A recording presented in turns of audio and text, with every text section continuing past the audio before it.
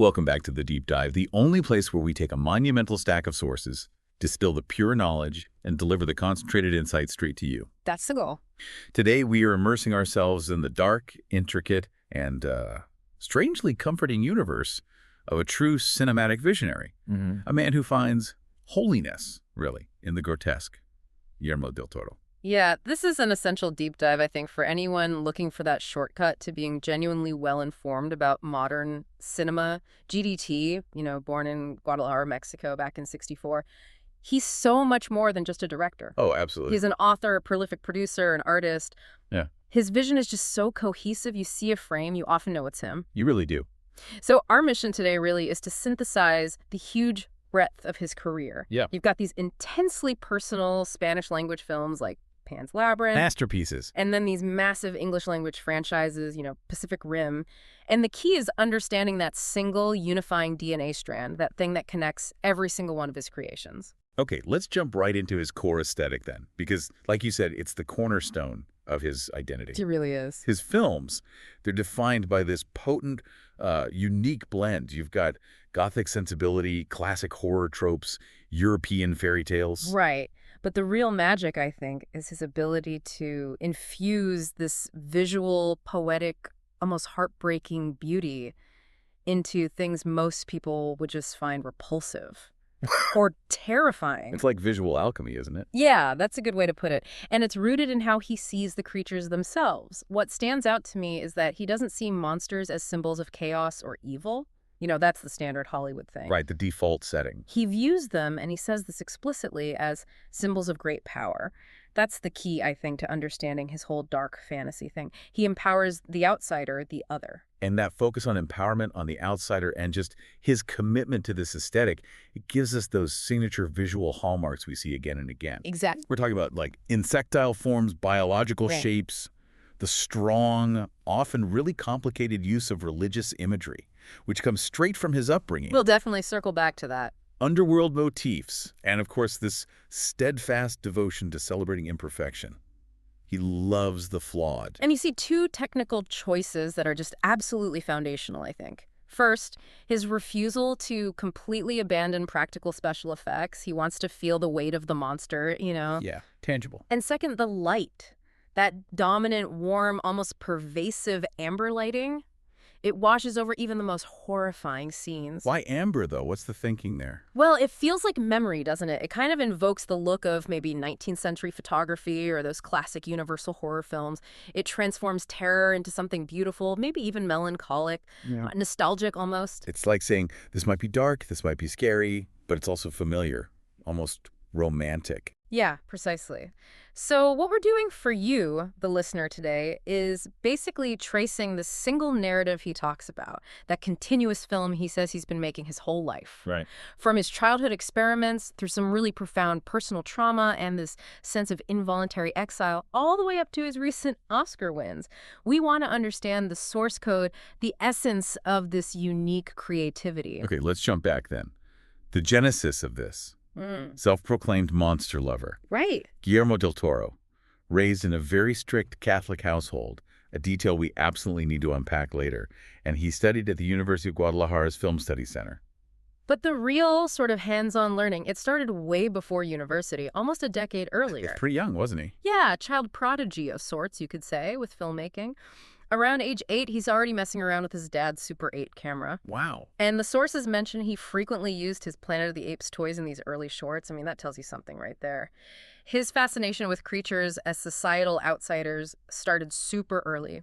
Okay, and this brings us to the infamous short film, the one that kind of tells you everything about the twisted, playful logic of his mind. Oh, yeah. The serial killer potato. The serial killer potato, yes. The source material describes this in glorious, disturbing detail. It was literally a potato that somehow gained sentience. As potatoes do. As potatoes do. And it had ambitions of world domination. So this homicidal tuber proceeds to murder GDT's own mother and brothers in the film, of course, only to be, anticlimactically crushed by a car after leaving the house. Okay, but what does that anecdote actually tell us? It's absurd, obviously. Totally absurd. But it contains all those ingredients of his later work, doesn't it? The blurring of the domestic with the horrific, the sort of casual acceptance of the grotesque, Yeah. and that collision of the mundane, a potato, a car with, like, existential horror, world domination, matricide. It immediately sets up this framework where the world isn't logical, it's fundamentally anarchic. And even while he was still finding his feet, he directed 5 episodes of this cult Mexican series, La Hora Marcada. Right, I remember that. And he was working alongside contemporaries who were also just starting out, filmmakers like Alfonso Cuarón.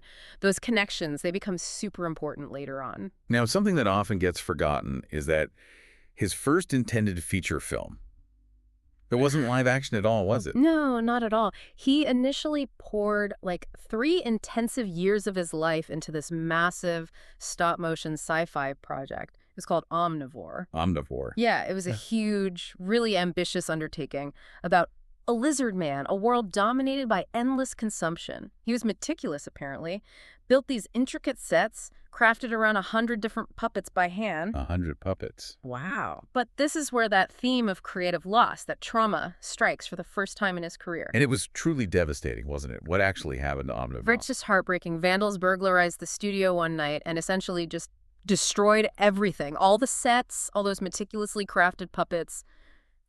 Years of work. 3 years of physical, tangible labor just vanished. And this loss, it was so catastrophic that it immediately prompted him to switch gears. He moved to the cheaper, maybe less physically vulnerable medium of live action. And that led directly to Cronos. That led directly to his feature debut, Cronos, in 1993. That pivot was born entirely out of this terrible catastrophe, a real demonstration of how fragile creative effort can be. But the importance of craft, the physical making of things, wasn't just theoretical for him, was it?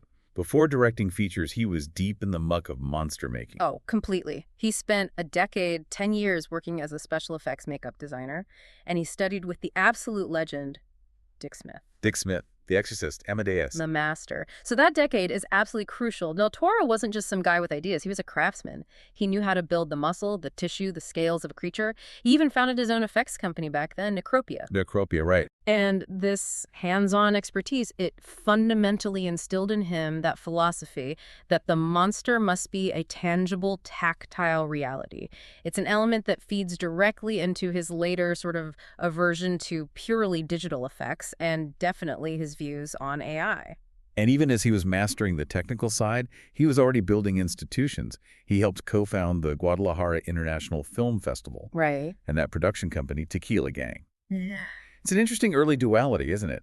The guy who rails against institutional structure is also a natural builder of cultural institutions. That's a great observation. Right. Yeah, the rebel and the architect, all in one. So after the breakthrough success of Cronos, Del Toro makes the leap. He heads to Hollywood. Yeah. You know, the place where so many international directors either find huge success or kind of lose their soul. Yeah, it's a gamble. Yeah. And his first big English language film was Mimic, back in 1997. And that experience was decidedly, well, let's just say it leaned towards the losing your soul end of the spectrum. It was a really difficult, painful entry into the American studio system. Mimic was a big deal for Miramax Films, which people forget was under the Disney umbrella at the time. Yeah, owned by Disney.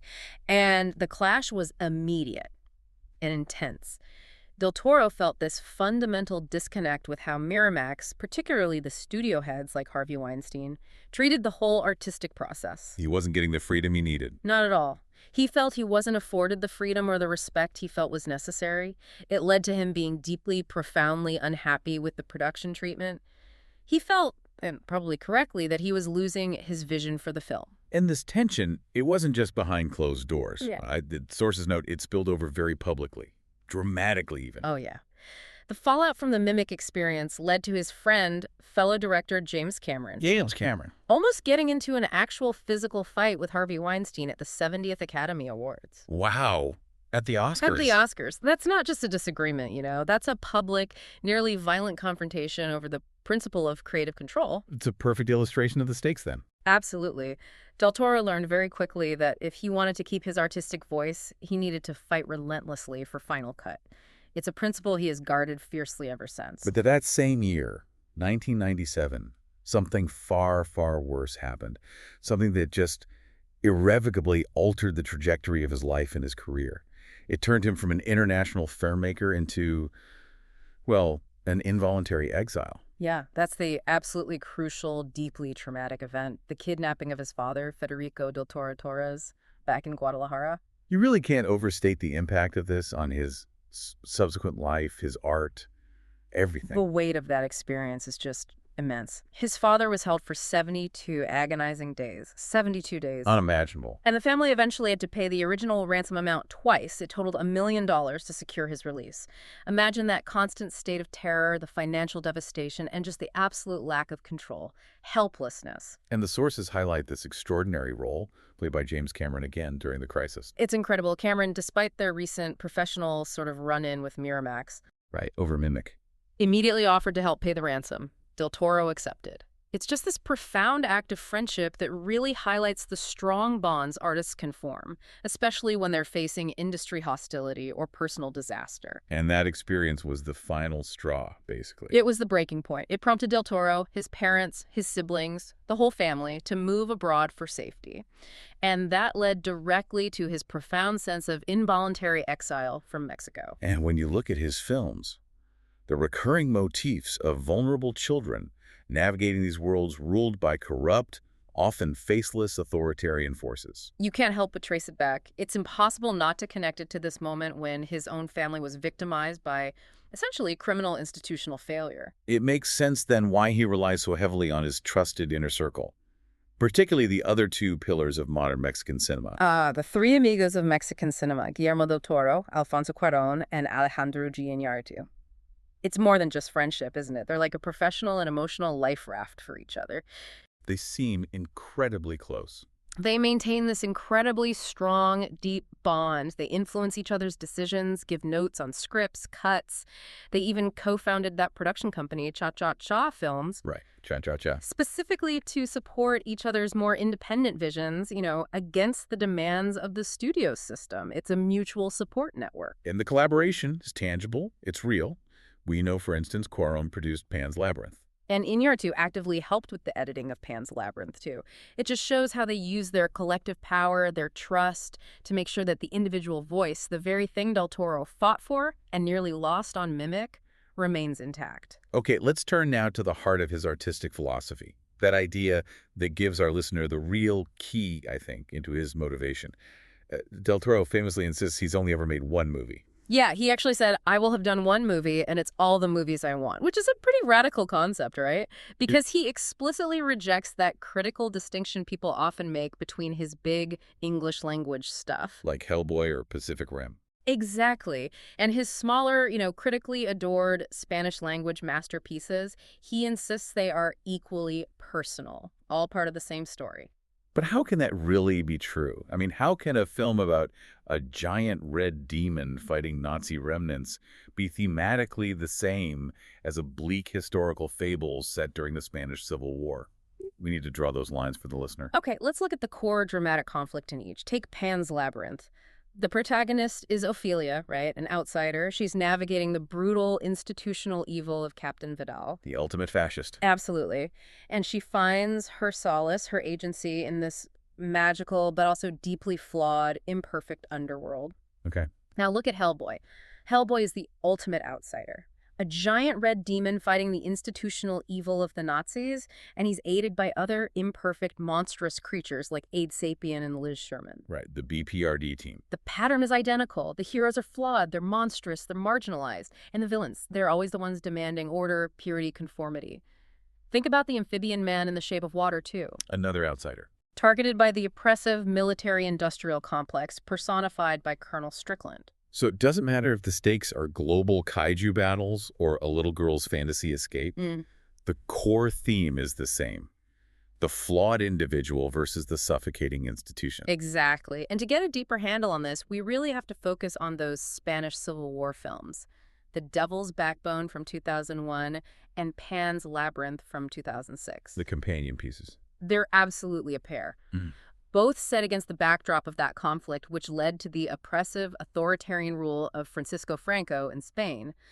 Pan's Labyrinth, in particular, just transcended genre, transcended national boundaries. It became this global phenomenon. Huge critical success, Oscars. 6 Oscar nominations, 3 wins, plus the Golden Globe for foreign language film. Massive. And the celebration of these films, it lets us dive deeper into his view of the horror genre itself, which he sees as inherently political. Yeah, this is crucial. He creates this kind of moral framework for storytelling, distinguishing between 2 types of fairy tales. Okay, what are they? Well, this distinction really illuminates his whole anti-establishment ethos.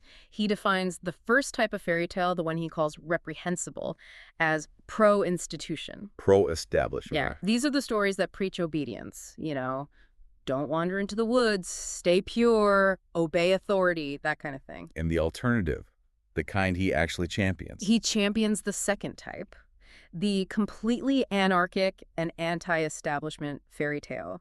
These are the stories that encourage questioning, wandering, rebellion against the established order. They tell you that you must go into the woods to find your true self, even if it's dangerous. Especially if it's dangerous. And this connects right back to his personal politics, doesn't it? He's pretty open about it. Oh, completely. Del Toro describes himself without any hesitation as a little too liberal. And he openly expresses his hatred of structure, of institutionalized things, whether that's social hierarchies, religious dogma, economic constraints. He hates imposed order. So that hatred of structure, that's the real common thread linking all his villains. That's it. They are unified not by their specific brand of evil, but by their shared attribute of authoritarianism.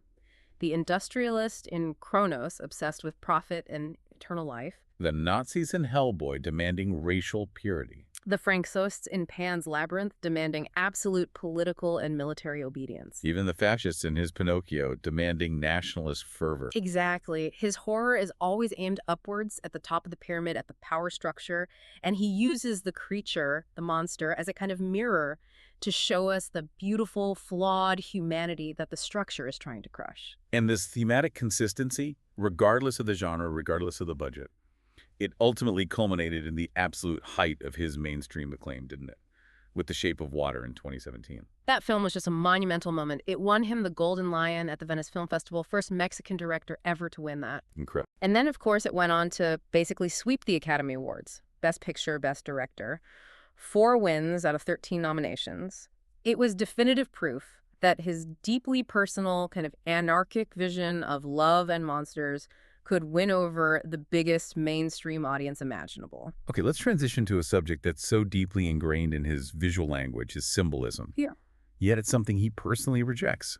His religious views and how they feed into his creation of monsters. It's the ultimate GDT contradiction, isn't it? He was raised in this strict Catholic household, completely immersed in the iconography, the dogma, but he is now, as he puts it, mercifully lapsed. Right. He loves that Buñuel quote. I'm an atheist, thank God. It sums it up perfectly. The influence is absolutely undeniable. You can see it everywhere, but the personal belief, gone.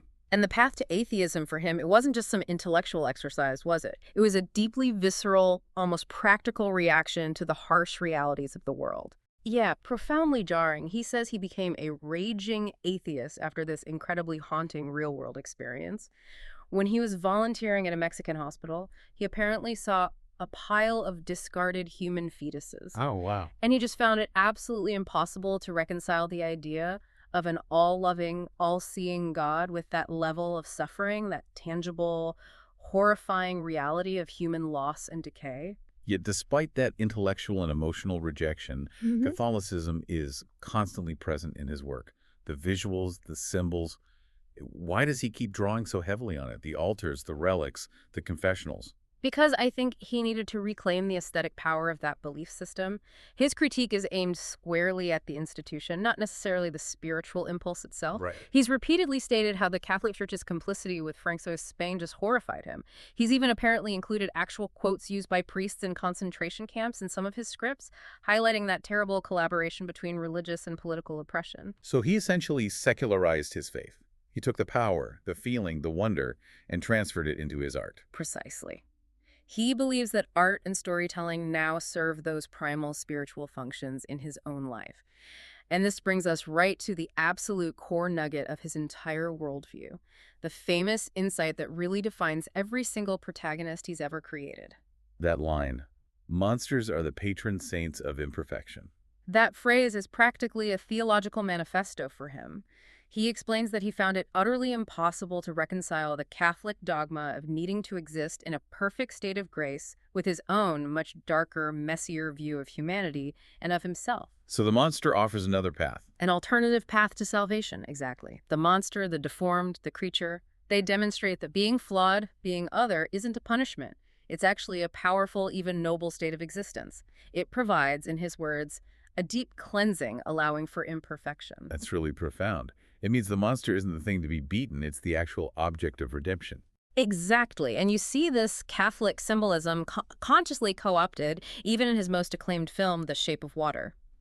He's noted that the film deliberately deploys a very Catholic notion where a humble force, the force of humility embodied by Elisa, the mute cleaner, is the only one capable of recognizing the godlike nature of the creature. And she's granted grace because of it. And subsequently granted grace, yes. And the amphibian man himself residing in water.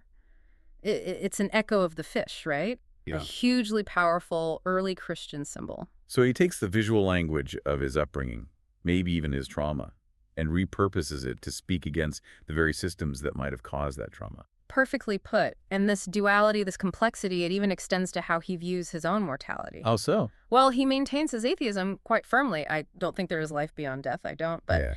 he holds on to this kind of spiritual hope for the very final moment. Oh. He believes that in the very last minute of our lives, we achieve this absolute clarity, a sudden, complete realization of who we truly are and what we've done. And that ultimate, unavoidable moment of human truth, he says, will either grant you profound peace or the most tremendous, overwhelming fear. Wow. And that quest for finding peace in our flawed selves, that informs every imperfect soul he puts on screen. Okay, let's shift gears a bit now to his more recent accomplishments. Mm-hmm. We need to look at his late career successes, particularly this pivot toward animation, which now seems like it's going to dominate his future work.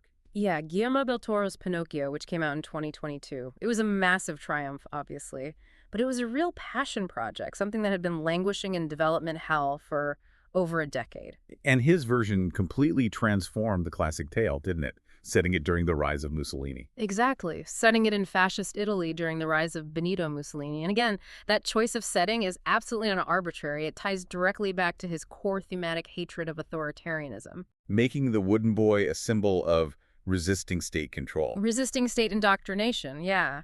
And the success was undeniable. It nailed the Best Animated Feature Award at the Oscars that year. A huge win for stop motion. Huge. And that triumph seems to have set the stage for what he views as a kind of thematic and aesthetic closure. His next big project, the one everyone's waiting for, is the live-action Frankenstein film for Netflix. Probably 2025. Frankenstein. That feels like the ultimate GDT project. It really does, and he stated that this film closes the cycle. A specific aesthetic, a rhythm, a type of empathy that he feels he's been pursuing relentlessly since Cronos, way back in '93. After Frankenstein, he says, he feels he needs to do something very different. And that something very different involves a pretty fundamental shift in his career focus, right? He's planning to step away from live action. Largely, yeah. He recently announced plans to leave live-action filmmaking after maybe one or two more projects and focus almost exclusively on animation moving forward. What's driving at? Is it just frustration with the studio system? Well, the motivation seems complex. Part of it definitely sounds like frustration with the industrial machine. He openly admitted that 5 of his live-action projects got turned down by studios in just 2 months recently. 5 projects, wow. Yeah. But, I might challenge the idea that it's purely rejection driving him. Del Toro is so fundamentally a craftsman. Maybe animation, particularly the incredibly painstaking work of stop motion, is the only medium left where he feels he retains that full, hands-on, meticulous craft that he craves. That commitment to the physical, the real, clearly bleeds into his very strong, highly skeptical views on artificial intelligence and filmmaking. He talked about this very recently, September 2024. Oh, he's incredibly protective of the art form against automation. His critique of AI output is just scathing. He dismisses it as basically semi-compelling screensavers. Screensaver. Yeah. He argues that AI fundamentally lacks the necessary ingredients of true human art. The risk, the failure, the visible, tangible human effort that's required to create something that can genuinely make a viewer cry because they lost a son, a mother, that human connection. And he sees it as a threat because of the philosophy behind the people pushing it. Absolutely. He views AI as being primarily in the hands of people who see it as a solution, a way to cut costs, streamline production, replace human ingenuity, and, crucially, human craft. Which is completely counter to his entire ethos. It's anathema to a guy who spent 10 years learning practical makeup from Dick Smith. For Del Toro, art is defined by the struggle, the effort, the imperfection. If that struggle is eliminated by some mechanized solution, then the result, for him, ceases to be meaningful art. So the move towards animation, this medium of almost excruciating frame-by-frame effort. It feels like the ultimate artistic rejection of algorithmic ease. It's doubling down on craft. Okay, beyond the screen, Guillermo del Toro is just, well, a fascinating figure. An incredibly expansive, almost maniacal curiosity. People talk about his cabinet of curiosities. He is the ultimate cinephile, isn't he? And an accumulator of knowledge. He's confessed to watching, on average, 3 films a day. 3 a day? How does he have time? I have no idea. But his devotion to cinema goes way back to his student days when the very first book he ever published was a biography of Alfred Hitchcock. Hitchcock. Interesting first choice. What does that tell us? Well, Hitchcock is a master craftsman, right? A storyteller obsessed with guilt, institutional failure, the psychological weight of the unseen, themes that clearly run parallel to Del Toro's own obsessions. Makes sense. And if you look at his favorite film lists, it's not just horror. It's this brilliant mix of the psychologically complex and the formally perfect. His 2022 Sight and Sound poll list included Fellini's surreal 8.5, Kubrick's incredibly precise Barry Lyndon, and yeah, genre classics like Bride of Frankenstein, but also modern crime sagas like Goodfellas and No Country for Old Men. Eclectic but refined taste. And naturally, he has his own personal pantheon of favorite monsters. Oh, absolutely. Starting with his proclaimed unhealthy Frankenstein fetish. Mary Shelley's novel is arguably the single most important text in his life. It informs his entire philosophy of the misunderstood creature. The ultimate outsider. Exactly. His other beloved outsiders include the sleek biological terror of the xenomorph from Alien, the noble gill-man from Creature from the Black Lagoon, the sheer scale and power of Godzilla, and the transformative body horror terror of John Carpenter's The Thing. They're all figures of transformation, alienation, and otherness. And his personal environment, his houses, they reflect this obsessive nature, right? He organizes his world around his collections. He is a true dedicated collector. He owns not just one, but 2 separate houses dedicated exclusively to storing his massive accumulation of books, poster art, action figures, props, artifacts. He collectively calls it his Bleak House. Bleak House, after Dickens. After Dickens, yeah. It's like this immersive living museum of all his influences and obsessions. Well, these collections are highly specialized, aren't they? They reveal these deep thematic interests. We know about his dedicated space called the Dickens Room. That room apparently houses every single work by Charles Dickens, Wilkie Collins, and literally hundreds of volumes dedicated just to Victorian London. This immersion in the 19th century is critical. Why Victorian London specifically? Well, think about it. That period is the root of the Industrial Revolution, institutionalized poverty, the rise of forensic science. All themes he constantly explores. And crucially, his interest in this era includes being a self-proclaimed Jack the Ripper aficionado. Oh, okay. This fascination with an unseen killer who targeted the marginalized and exposed the utter failure of institutional control, the police, the government, it aligns perfectly with his lifelong hatred of institutionalized horror and power structures. So his collecting isn't just like fanboy culture. It's almost an academic pursuit that directly feeds his creative engine. Absolutely. And while he's clearly drawn to classic literature and cinema, he also champions modern storytelling mediums. He's a really passionate advocate for video games. Really? Yeah, he calls them the comic books of our time, and notes, quite rightly, that they're a medium that gains no respect among the intelligentsia. He often points to games celebrated for their artistry and emotional depth, citing things like Eco and Shadow of the Colossus as genuine masterpieces. That's great to hear him championing games like that. It is. And finally, there's this great detail that just speaks volumes about his character and his connection to Mexico despite his exile. How's that? Back in 2019, the Mexican government suspended funding for the student teams who were meant to attend the International Mathematical Olympiad. Oh, no. So Del Toro just stepped in. Without hesitation. He personally used his own money to pay for the flights for the entire Mexican team, ensuring they could attend and compete. Wow, that's incredible. It was this remarkable act of philanthropy and just real support for the next generation of Mexican talent. It proves that while he might be geographically exiled, his civic commitment, his connection, remains incredibly strong. Wow, okay, so this has been an essential deep dive, I think, into a creator who is just defined by these productive contradictions. He's a strict atheist who uses the symbolic weight of Catholicism to argue against abuses of power. He's an international filmmaker who despises corporate structure. And he's a devotee of the physical, the sometimes grotesque, who views monsters as the ultimate figures of hope and grace. Yeah, his whole career feels like the physical manifestation of this single, deeply personal philosophy. A philosophy forged in the fires of creative loss, like with Omnivore, industry conflict like Mimic, and devastating personal trauma, that 72-day kidnapping that led to his involuntary exile. And he applied that same philosophy equally to Oscar-bait historical fantasies and massive monster versus robot blockbusters. He reached the absolute heights of mainstream acclaim with The Shape of Water. And proved the artistic legitimacy, again, of frame-by-frame animation with Pinocchio. And his commitment now is shifting definitively, it seems, toward the craft and risk of handmade creation, explicitly rejecting the easy, mechanized solution of AI. He's digging his heels in for the human element. So we leave you, the listener, with this final provocative thought to mull over. Since Guillermo del Toro has explicitly stated that his upcoming Frankenstein film closes the cycle on the specific aesthetic and rhythm he's pursued since Cronos, what comes next? If his monsters are universally the patron saints of imperfection, and he is now choosing to limit himself primarily to the excruciating, meticulous labor required of stop-motion animation, what new, maybe very different forms of beautiful, flawed humanity will emerge from this workshop? What kind of refined, perhaps even more empathetic monster will he need to create when the medium itself demands that absolute, pure, risk-laden frame-by-frame craft? What does the monster look like after the cycle closes? Something to think about. Thank you for joining us on this deep dive. We'll see you next time.